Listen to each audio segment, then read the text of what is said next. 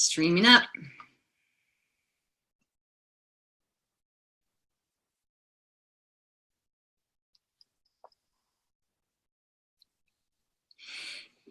Good morning, everyone. Here we are. This is Tamra Fleming, and I'm the author of Upswing, 80 Mindful Practices to Shift Your Life from Blues to Bliss. And this is... I'm Jim Young, author of Aware in a World of Sleep, that I think applies to our conversation today about inner illumination. I do want to say, I feel sort of like I'm sitting in the restaurant and Harry Met Sally when the woman goes crazy and another woman is asked what she wants. She's, I want what she's having. Well, if I look at Tamra, if you want to know what inner illumination looks like, that is the queen of illumination. So how do you get some, Tamra? Oh, you are too funny. Well, yeah, we're going to talk about this because it's a very fun one. And I just wanted to mention that we're not going to be talking about what you eat and exercising. We're going to set those aside. Those are also a very big, important part of creating a strong inner glow. What we're going to spend time talking about this morning is your spirit and how the inner glow actually really works. So first of all, you know, why would you want a really beautiful inner glow? What would you say to that, Jim? What would I say about it? Yeah, well, why would someone want an inner glow? Well, essentially because they don't think they have one. I think that's the biggest problem of all of this. We've programmed ourselves to think that we're less than, smaller than, not good enough. I'm just this dull old creature, oh hum, is me, and so on. All these beliefs and opinions we've taken on from everybody else that we've turned into our own, which ends up being sort of like a big blanket we put over ourselves. I'm reminded of don't hide your light with a bushel, or under a bushel. And that's really what we do, a bushel of erroneous ideas. You were scared for a minute there, weren't you? A bushel of ideas and opinions about ourselves that we've taken on as our own. You know, like as human beings, we're like wet cement. Whatever falls on us makes an impression. The difficulty is we make that impression to be us rather than simply something that just happened. Mm-hmm. And so I think that's part of what colors this. And I know in your writings in your wonderful new book, Upswing, speak to this very well, I think, about moving from the idea we have in here about us to the heart energy, the real us that we can come from now on. Yeah, you know, and moving to the heart, let's talk about that because it's one of my favorite topics. And I have worked with a lot of people on moving from the head to the heart. And it's always like, or sitting in the heart, how do you do that? So energetically, I want to start with talking about what happens inside of you energetically when you get connected to your center of your heart essence. So it's, you know, it's just the oddest thing. We don't really know how this works, but when we are in our heart, when we're in gratitude, when we're in joy, when we're in thankfulness, when we're in, you know, just absolute joy for being in this world, the heart starts to open and we start to focus on it. So the sustainability that you can have when you're in your heart and you're sitting in your heart starts to really take the energy waves of the heart and move them out of you. Mm-hmm. And the Heart Math Institute has done much research on this, and I've followed them for years and years and years, you know, about that story. It's in the book also. On inner illumination, about how when you're in the heart is actually the largest muscle in the body, and it will literally entrain other things around you into the vibration of it. And so when you're around, you know, you think about Amma, who's the hugging lady. Oh, yeah. You think about her love, and people get in her energy field and they feel that, and then they're in the love, and then it starts expanding. So being in that presence of that kind of love is actually sitting within us at all times. And yet we sit in the mind, which shuts down that energy, and we don't lock into it and make it our way of being because we default, I think, to mainly human.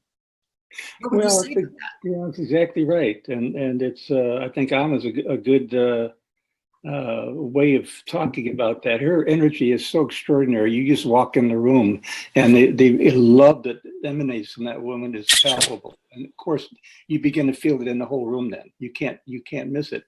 People, though, say if I walk around with that kind of awareness, that kind of energy, though, people are going to step on me. They're going to think I'm crazy. They're going to call me names. Well, what the other people think about how you behave and what you are is none of your business, frankly. Your only business is to get into the heart, as Tamra's telling you, and to stay there, period. Mm-hmm. And you begin to live from a different place. Otherwise, we engage our lives through fear of all kinds, through worry, through fret, through I'm not good enough, through all kinds of pains. I'd like to think of it as having a pair of glasses like these here, and we start using fear, or we start going to worry, or we have another set of glasses that's called shame. And then we have another set that's called guilt. And then they add up. And what they do is they cover our ability to see the truth of ourselves.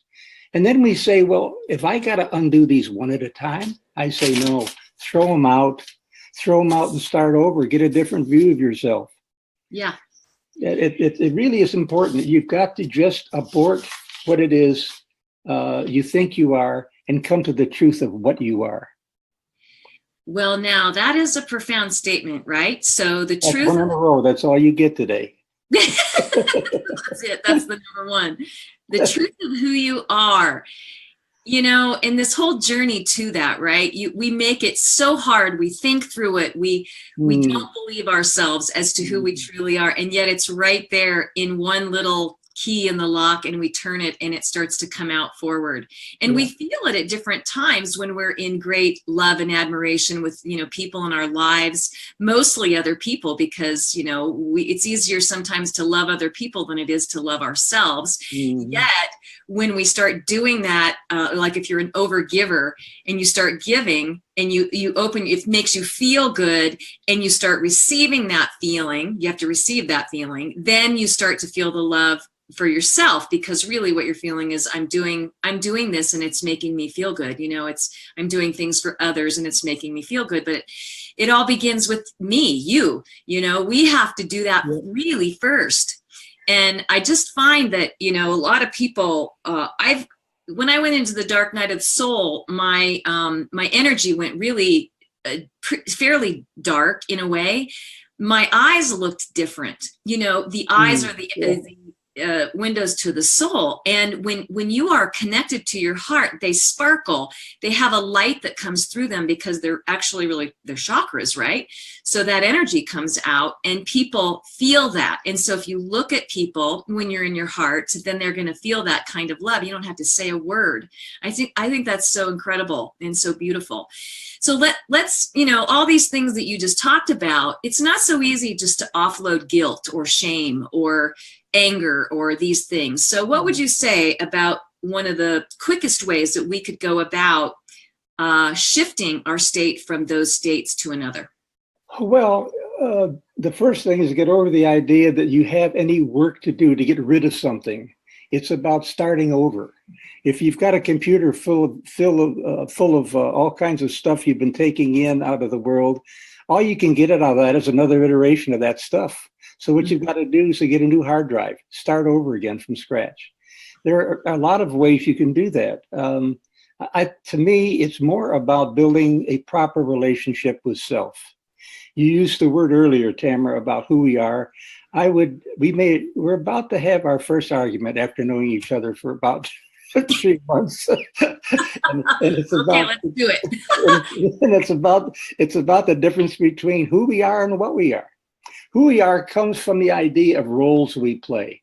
I'm a parent, a lover, a friend, an aunt, an uncle, a brother, a teacher, a counselor, whatever. Those are roles we play. We get stuck in those, and then we judge ourselves according to how other people see us in those roles. Wrong. This world is really about what we are. We are the essence of life expressing itself as only we can. I can't express life as Tamra. I can only express my life as Jim. And if I go to my heart and don't let any other option exist, then we begin to move in a very different direction. But one of the many things actually that I enjoyed about my former wife was that her relationship with chocolate. She was pretty much a chocoholic. I mean, a lot of people are. Chocolate, oh, yum. And she really adored chocolate. I remember one evening we went out to dinner, and the waiter said, "We have a brand new dessert, chocolate creme brulee." And I said, "Well, Helen Jane, you're certainly going to want some of that." She says, "Nope." She said, "I'm off all that kind of stuff for now." I said, "Wait a minute, you're a chocoholic." I said, "How are you going to do that?" She said, "I just don't let it be an option." Now think about that. So if we say, I'm not going to let this thing be my option, I'm not going to let what I've taken on to be the truth for me to be an option. Instead, I'm going to look for another way. Here's one simple way you can start. You've heard the word namaste, Namaste. Namaste for a lot of people says, I see the divine in you. Mm-hmm. I try to take it a step deeper and say there's nothing about you that is not divine. Mm-hmm. Absolutely. The only way I can see that is if I recognize that the same is true about me. So I suggest you take the little packet of those stickies, the little square thingies, and you write namaste on about 20 of them. And you put them all over. Put one on your forehead, put one on your mirror, put one on the center of your driving steering wheel, anywhere you can, on the stove.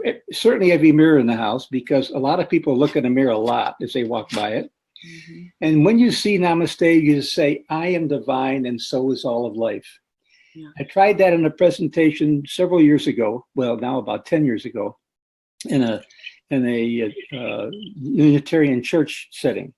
And I made that suggestion. And then about 8 weeks later, they invited me back, to my great surprise, to make another presentation. And after that presentation, a young lady came up to me and she said, Jim, there's something I want to share with you. And I said, go for it. I said, what do you got on your mind? She said, you remember the last time you were here and you suggested me write namaste on those little stickies? I said, I do indeed. And I said, did you?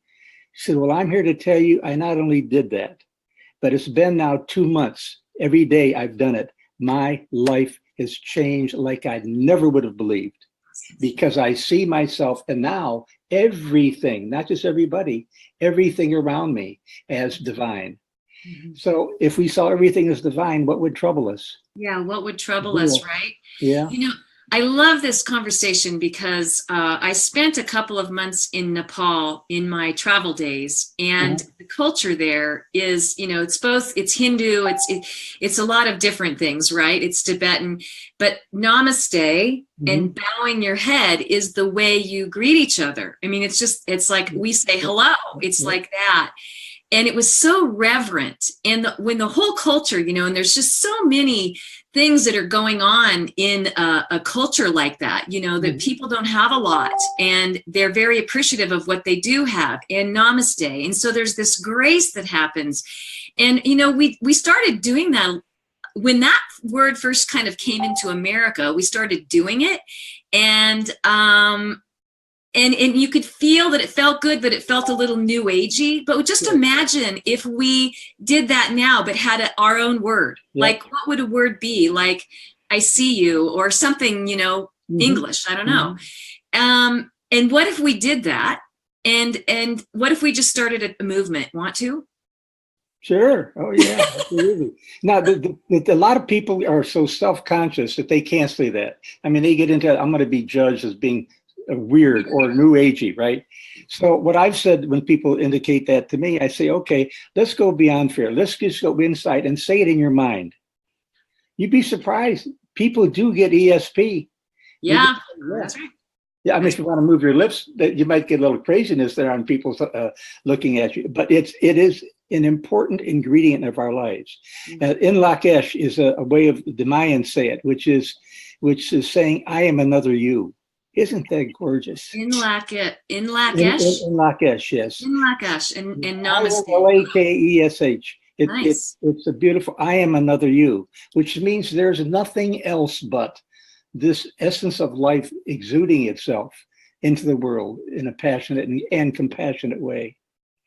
Well, until we have our own word, let's use our words we just used today. And let's wrap this up by talking about again, really, what is the inner glow that we are, that we are? There's no other word to say that. How would you describe the inner glow that we are, Mr. Poet? Oh, yeah, sure. How would I describe the inner glow? It's the us we've always been looking for. It is the truth of our being. It is the essence of life shining brighter than the sunlight, because it is what life is. It is not something that we can put a bushel over. It is not something we can hide except with our mind. So it is our natural, innate state of being. A friend of mine long ago once asked me in the middle of a very strong conversation, strong being, we were both into it. He says, "Tell me something." I said, "Yes." He said, "Do you think you're enlightened?" I thought, oh boy, I wonder where that's coming from. And I didn't even have to think about it. What my mouth opened and what came out was, our natural state of being is enlightenment. It's just that we take on so many contrary views of that we now believe that we're not, and we have to work at being enlightened. It's dropping the curtain around us, taking the bushel off our head, if you wish, whatever works for you, changing your glasses, if you will, to see life from here, which you said so well near the beginning of our program, Tamra. Yeah, beautifully said, beautifully said. I just, with all the violence and things that are happening in the world, right in our backyards now, so severely, that there's a counterbalance, and it's way stronger than that. So I just encourage everyone to stay out of engaging with any banter about the violence, because if you stay in your heart and you stay in love, we are counterbalancing that violence right now inside you as we are. And that inner glow, we have to really, really, really shine. We have to really pour it on now, that means we have to be conscious within ourselves. We have to keep practicing it. We all know we're human. We're not perfect. Every day we face things that pull us out of our light, and that's okay. Just get right back in. Just notice it and get right back in that light, and be that love. Be that love. Be love. Woo! Yeah. Here's another quick suggestion about it. All of life, including the things you just spoke about, are opportunities for us, golden opportunities for us to listen for resonance within us. If we have any strong emotional sense about something, what that says to us is that is saying to you, look at that within yourself. Look at your relationship with yourself. Where is it that you're hiding that same thing? For example, with this whole thing with Charlottesville this last weekend, people were on Facebook hating the haters. Mm-hmm. And right. I thought, I want to write them and say, don't you see you're doing exactly what they were doing, a different way? But what that says to me is that they're denying that somewhere in themselves, there's an element of hate. I suspect it would be some element of hate toward themselves. That's why we often judge ourselves far more harshly than anybody else would. And it's sneaky. It's sneaky. Oh, absolutely. The more conscious you get, the sneakier that becomes, right? So catching it, but to also be really gentle. And we just can't say enough, even Sean Mashorer on the Bliss Experiment talked about this. We practice whatever works for us. We practice. So you have a book, I have a book, and I just wanted to close this by reading one of the quotes out of the book that I just really love. And I love Dan Millman's work. He, Peaceful Warrior. And he says, act as a model for life in accordance with your highest light. More light and more light will be given. Dan Millman. Act as a model for life in accordance with your highest light, and more light will be given. So, and what would you like to close with? Well, actually, I'd like to close by reading this book to you, but I won't, just to suggest that you go to it.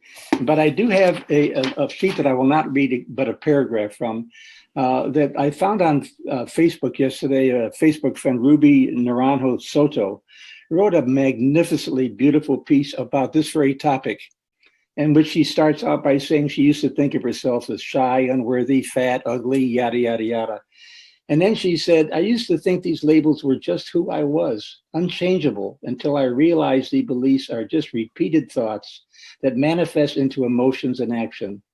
They don't come from my soul, but experiences that have conditioned me to think this way, experiences that have been and gone.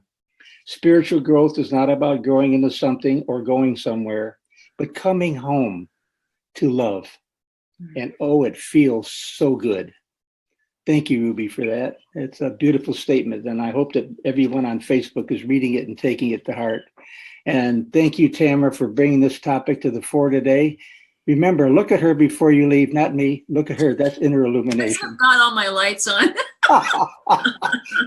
I was just at the dentist earlier, so my inner light was a little snuffed out. Well, I want what you're having.